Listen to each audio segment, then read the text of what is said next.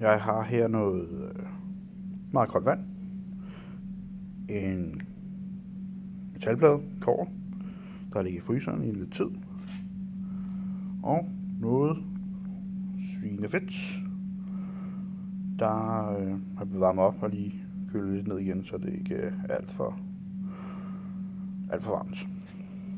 Og det er så en demonstration af, hvordan magma vil størkne, når det sådan langsomt kommer ud af vulkanen.